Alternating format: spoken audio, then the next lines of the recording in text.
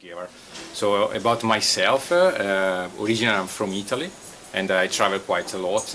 I had a very kind of relaxed, even boring childhood, but when I became a teenager, I kind of became a bit, I felt there was a bit of disalignment between what I felt I was and the life I was living and so on. I did look into, spiritual answers. I looked into Kabbalah, I looked into Buddhism, and our kind of spiritual inspirations. At that time, I didn't understand kind of anything of it, other than that there was a lot of wisdom there, but I didn't see how it applied to my life. So I went kind of on a more practical level, and I think I found solutions in marketing. So I do internet marketing, and that's what allows me to travel and to go to nice places and to be able also to dedicate time to writing. And basically, with marketing on a behavioral level, I understood I tend to be more a listener than a speaker, even if right now I may look different. But when I'm in a group, usually I tend to just listen. I learned to make space to listen to what people want and see if it's something that I can serve, basically. But that's really on a kind of behavioral level. And when we moved to Vancouver, life was a bit different. Like, there is a huge inspiration from the nature there. There is a lot of openness. I mean, Europe is very open, but there is also a great but also heavy historic heritage. And it makes a bit, at least for me, made harder to really open, to understand like spirituality beyond the conditioning of the way I was raised or the country I was born. And so basically, Bioharmonizing was written in Vancouver. And that's like, it's not really a book, it's more like a collection of short essays about harmony. The first book I wrote was about happiness. It was called A Course in Happiness. It was probably a couple of years before. When we talk about happiness, in reality, we are still maybe a bit stuck in the kind of hedonistic view of that, so like pleasure and so on.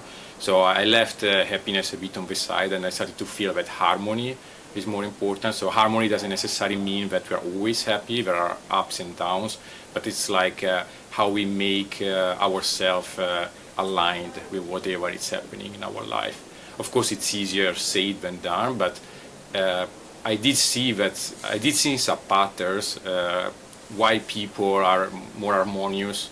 So what really makes a difference? I understood it's not the wealth. Often it's not the education. It's not even the kind of relationship status. It's more people who define themselves what is meaningful for them. I see that they tend to be more harmonic. People who are maybe not very aware and they let society define what's important for them, they find themselves on a treadmill and they are never gonna feel it's enough. So I would say what I can share from my experience, what helped me, but maybe helps you as well, letting go a bit of conditioning that I believe we all have, letting go on a personal level. So what helped me is I don't see spirituality anymore as something external, or like a subset of life, like there is spirituality and then there is work and then there is relationship. I started to feel that spirituality is more everything. Then of course, if you can say spirituality is everything, it's also nothing, but in reality, spirituality is everything which is possible, and then it kind of materialize in this kind of space and time in one specific way. So it could be like something which is pleasant, something which is not pleasant, something which is productive or not, something which is helpful or not, but we can still take a lesson from this. So I believe that we just, especially again at work, like to believe that spirituality is something you do when you are meditating or a yoga practice, and then there is the rest of life. It kind of gives us an alibi not to be as present or as aware as in reality we are able to be. And on a level of society, what I wrote in the book is basically, I believe the biggest conditioning is the way we misinterpreted the theory of evolution. So, I mean, of course, evolution is a fact. It's not a theory. I mean, it's not it's something real. However, the way we interpreted that is like a survival of the fittest, and that's not even these are not even the words used by Darwin. So basically, when the theory of evolution was expressed from a historic point of view, it was also the time of colonialism and like state-sponsored trade with Asia. So basically, this idea that we need to evolve and that we do evolve, which is a reality, has been like used as propaganda to justify certain historic patterns. So my feeling is that yes, we do evolve, thank God, because otherwise there will be no point in life. But it's not about the fittest; it's about the most adaptable. So like in some cases, maybe the strongest, that's the one who flourishes, but it tends to be an exception. Because like if it would be like a beast eats beast, if everyone would start doing like that in humanity, we would have a breakdown on every level, personal, society. Like the reason why we are growing so fast now is because we are like a networked.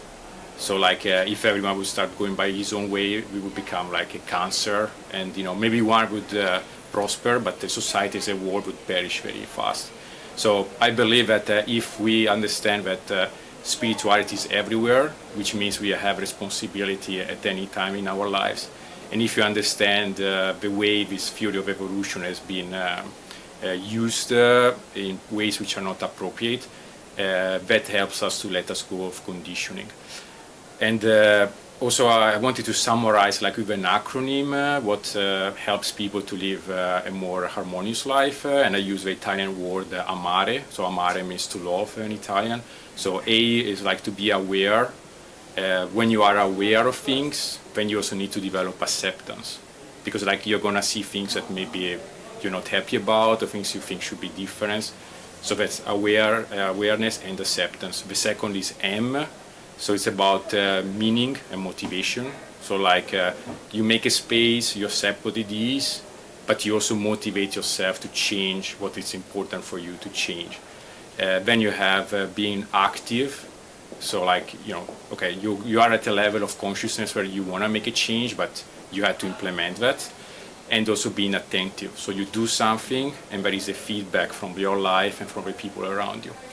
And then there is resiliency and respect. So like you are having an impact in your life. Most of the time things work well. Sometimes they don't work at the pace you want them to work. So in this case you need resiliency, like you need to stick to what you decided to do. And at the same time you need respect, because otherwise you just become the tough guy who beats everything down. But so every kind of set of these variables which form the acronym, they tend to balance each other.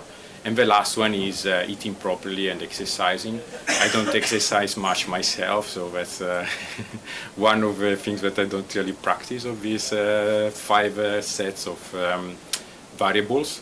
But I believe if you think about it and you try to bring them in your life, you may have more harmony. And then of course some people say like, okay, but relationships is not in this acronym. I mean, it's not, but it is. Like if what is meaningful for you is a relationship, then you're gonna put your awareness there and your like resiliency there. If what is meaningful for you is volunteering, again, you're gonna put there. So I think more or less it kind of contains everything. And I even developed a mathematical formula that you can use like to understand where your harmony is going. So for each of these variables, you decide how satisfied you are from 0 to 100. You multiply that by how important it is. In that case, you have to distribute the 100 points on the 5 variables. So if one is 99, then the other will have to be 1 and then 0. Basically by making this mathematical formula, which of course is just a pointer, it's not like science, but you understand in which direction you're going. And basically 2 years after I developed a formula, the OECD, Organization of Economic Development, I'm sure they didn't read my book, It's just common sense. They use the same exact mathematical structure to calculate the quality of life in the world. So there is a bit of common sense in this formula. Again, just use it as a pointer. And basically in the book there are many kind of short essays. The reason is initially I tried to make it like a coherent structure, but it didn't feel natural other than dividing the essays by these 5 sets of peer variables. And I would say like what I felt, it's also the more we explore spirituality, it's very easy to get trapped in a kind of academic interest and kind of giving ourselves again an alibi just to postpone it. And that's where I think the pointers of Eckhart Tolle, whose book on DVD is there at the back, is kind of very helpful, because like it's very important to talk, it's very important to share. I think it's very important to read, please do that, and it's very important to write. But at the same time, like, okay, bring it now. Like what you did before, what you plan to do is very important, but it's like don't let those words of that content get in the way. Don't become too academic. Just see how it applies to your daily life. So basically, if you can help one person today, it's more important than writing a book. It's like just help that person or interact, and then it's going to be a domino effect coming from there. So I think now I move to the second part of the chat, which is about Abulafia's Kabbalah. As I said, even if it's kind of pieces here and there, all these different aspects together. So while as part of my personal research, I did try to study Kabbalah. When I was reading books in Italian, probably again the language plus the cultural conditioning plus my age at that time, I really didn't understand anything. When I started to have text available in English, some are available in Spanish, so like combining different languages, I started to see a bit more, I started to understand a bit more. But I start from the practical application. So we live in a society with great opportunities, like as individuals we can have a massive effect. Centuries ago, like you would have required a whole community maybe to have an effect. Nowadays, one person can make a great contribution to society, but can also be very destructive. I believe that if we provide tools to people to be more creative, so not to follow in the usual pattern of fear, reaction, fight, like we create ways to see beyond the usual automatic answers, then we have more opportunities to interact as a society. I believe both some inspiration can come from the Italian Renaissance. So during the Italian Renaissance, of course, during the whole history, there are always people and places where there is more awareness, and there are places of, let's say, darkness, but overall society until the Renaissance tended to be monopolized, and at least in Europe there was not much openness towards personal investigation of spirituality. It was more given, and if you didn't comply you probably ended up in jail or at the Inquisition and so on. The Italian Renaissance kind of was the tipping point where the world changes. And some of the key authors of the Italian Renaissance, which inspired painters and other artists, one of these key authors was Pico Della Mirandola. So he wrote extensively about the nature of life, magic, and so on. And basically, some key influences on his work were coming from Kabbalah, and they were coming from the Kabbalah of a Spanish kabbalist called Abraham Abulafia. It's interesting that if you do a bit of research, there is quite a lot of supporting data of this, but it's not mainstream. So I don't know if it just happened like that, if there are, again, maybe conditioning reasons that, in Italy we don't want to say that one of the key revolution in our culture came from outside Italy, but basically it's a fact that in his library there were books translated by his teachers who were from Sicily, and Sicily was one of the region where Abulafia worked, and his schools were still active, even if underground. His books are mainly manuscripts, so even in Kabbalistic circles, there are books which kind of reprinted some parts of his books, but they were never made available as books in their entirety until about 20-25 years ago. The reason being that they are considered too disruptive. So this guy had quite an interesting life. So he was born in Spain. His father died at a younger age, so he had to take care of his family. We are talking about 13th century. He traveled through the Mediterranean. He thought that the Mongolian tribes were the lost tribe of Israel. He understood they were not, so he went back to Spain. He went to Barcelona, and in Barcelona somehow he got in touch with esoteric or Kabbalistic circles, which were preserving text and wisdom which was coming from Linguadoc in southern France. So what I'm saying now, it's not like my opinion, it's like a historic, basically supported by researchers. So it's basically there are facts, not ideas.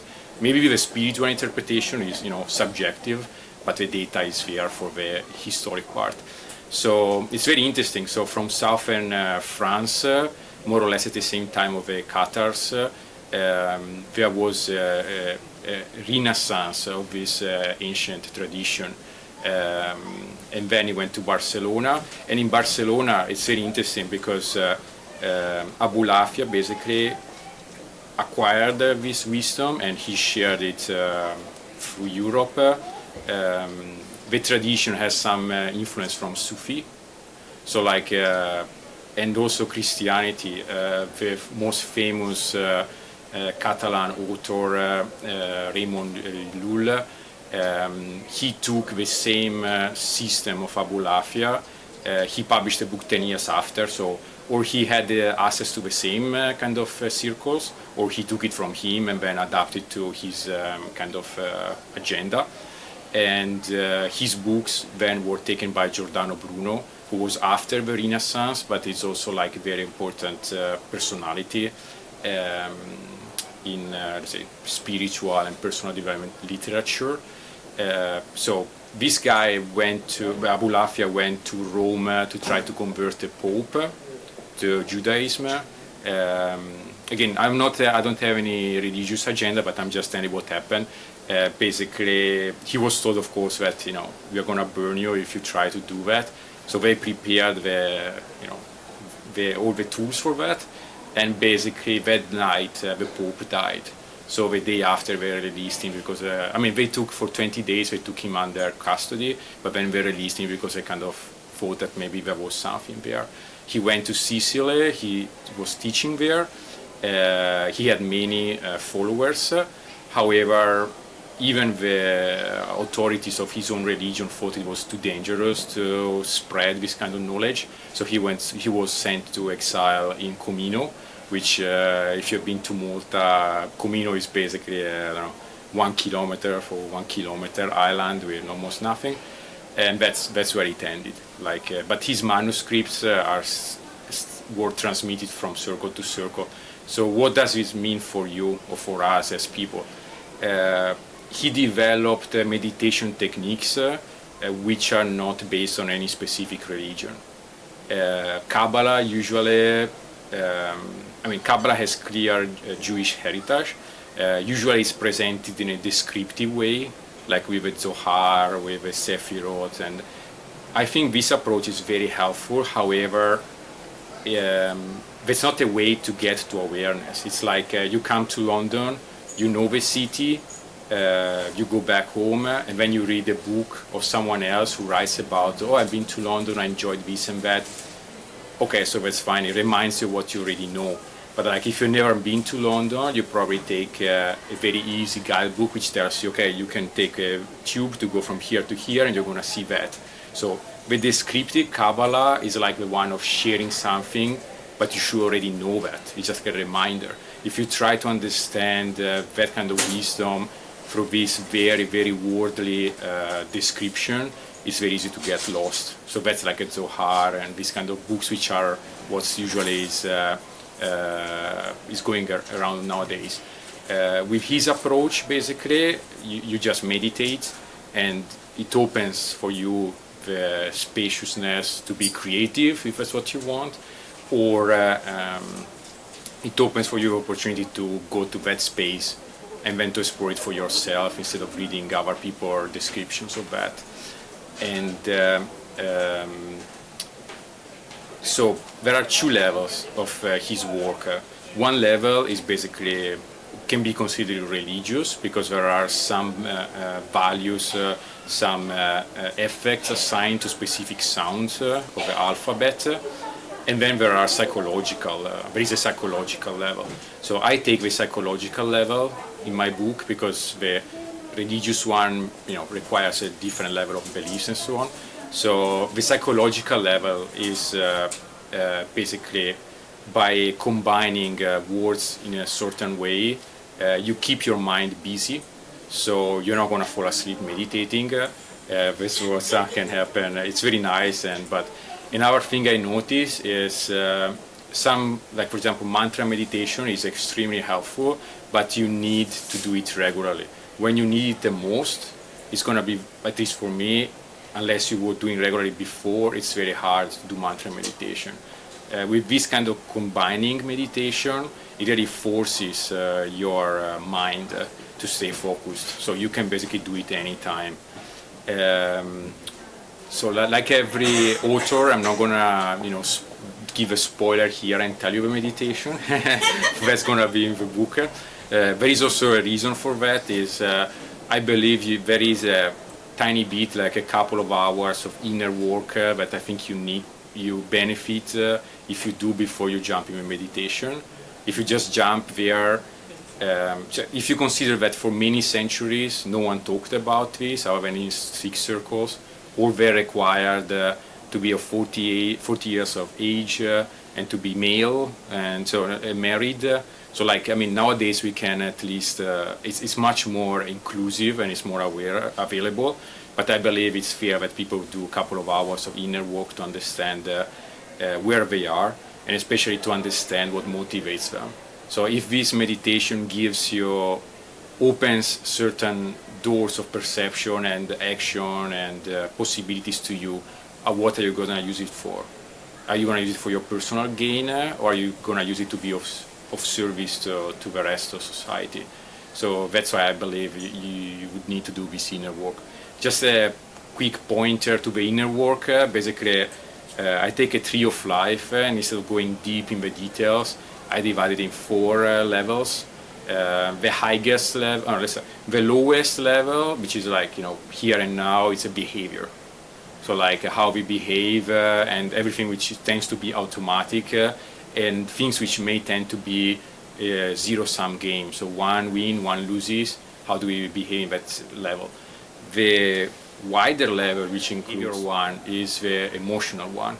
So what we feel, and also everything else, thoughts, plans, they become behavior only if emotions connect that to the behavioral level. Otherwise, they just stay here. The third level, which is wider, is the one of cognition, which is not necessarily only linear thinking. There are different levels of cognition. And the fourth level, which is not everything, there is more than that, but that's everything that we can expand to as human beings, is basically the level of meaning. So what happens for us? So going the other way around, usually we orbitate in the behavioral level, but we understand how we act on this level, we understand our emotion, we understand our cognition, we understand if what is meaningful for us is what really matters for us, or if it what we were made to believe is important for us, which goes back to what I said before, that people who are more in harmony, they usually tend to define for themselves what is important. And then you take the journey the other way. So like you define consciously your meaning, you define like which kind of cognition you need to put in place to implement that meaning. You bring it on an emotional level, and then you put it into action. And I think that's it.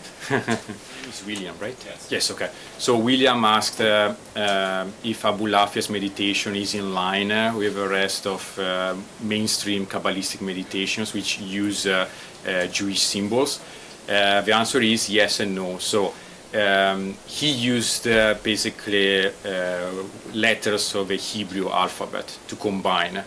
So of course you can do it, he did it also on a visual level. That's one of the levels.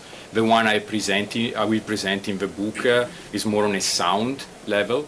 So like basically the sound of the letter, which means the transcription in Latin character of the same sound from Hebrew. So basically, I don't speak Hebrew, so I will not be able to do it in Hebrew, so it comes down to sounds. Abulafia himself, he did apply the same combinational techniques to foreign languages like Italian, or Latin, I guess. I mean, the languages which were spoken in the areas where he was teaching. So basically, he did the same. But yeah, the answer is yes or no. If one speaks Hebrew, you can do it with that and use both the sound and also visualize the letters and also write the letters and make a combination on a piece of paper. If you don't speak Hebrew, you just use the sound value, and you can do the same, visualize the sound, visualize the Latin letter and write the Latin letter and then do a combination.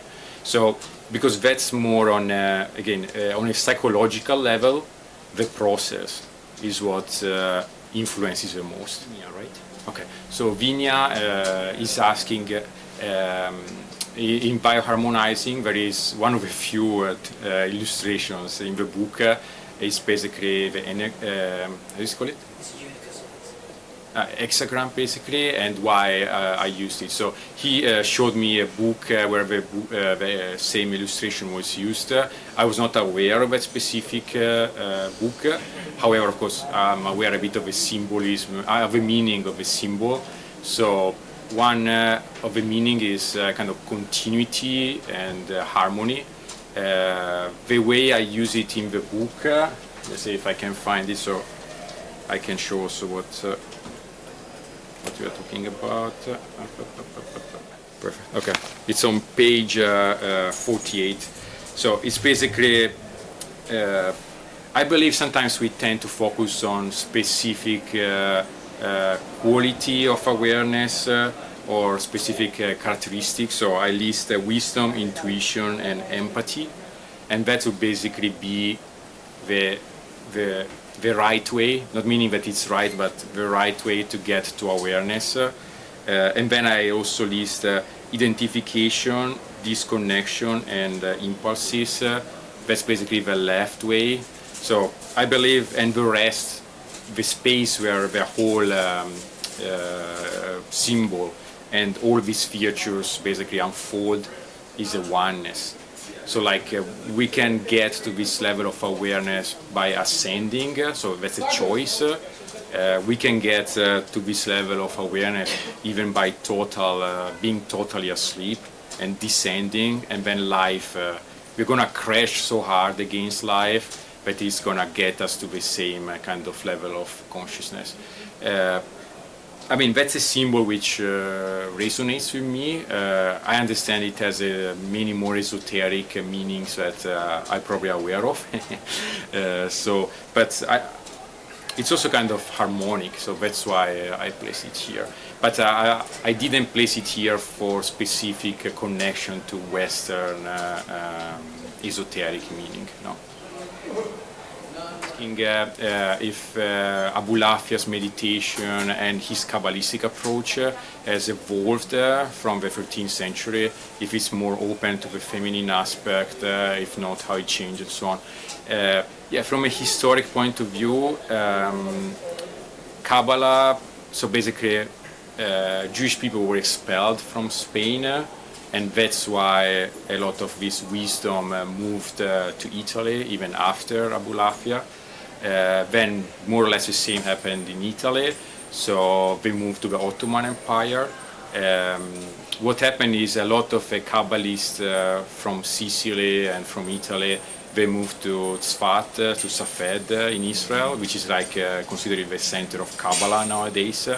So basically, if you read the books of the Kabbalists who restarted Safed, most of them, they do mention Abulafia, so they were aware of his techniques and his teachings.